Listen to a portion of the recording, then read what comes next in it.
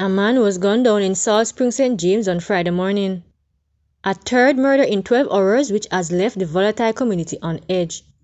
He is Anthony Forbes, otherwise called Platop or Gummy, a mason of Fowler Hill in the parish. Reports are that Forbes and his son were at home about 1 a.m. when armed men forced open the front to their dwelling and opened fire, hitting both occupants of the house. The assailants then made their escape.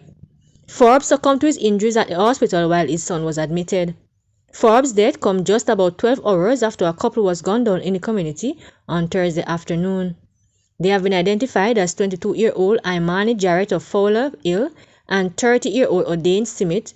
Reports are that they were shot after they were dragged from a car by men armed with rifles and handguns about 1 p.m. When the police arrived, the bodies of both individuals were found a short distance from each other. During the attack, classes were in session at the Salt Spring Primary and Infant School, with reports saying that students and teachers cowered in fear under desks and tables after explosions were heard. Nathan Witter, who escaped from the Tambourine Farm Adult Correctional Center in St. Catherine on Thursday, was captured at a house in Port Antonio, Portland on Friday morning.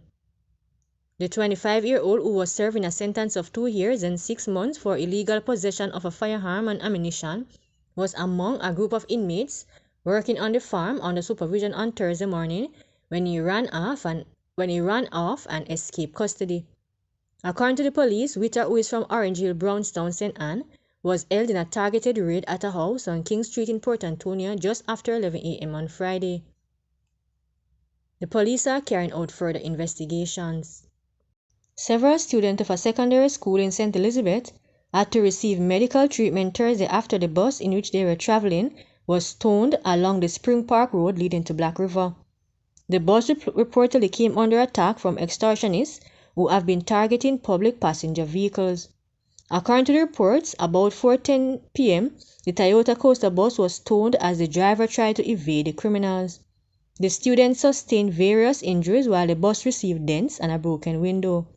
It is reported that extortionists are gang members operating in the Spring Park Brompton area of St. Elizabeth. Last month, the St. Elizabeth police received reports of men from the Spring Park community engaging in an extortion racket targeting public passenger vehicles, especially buses transporting students.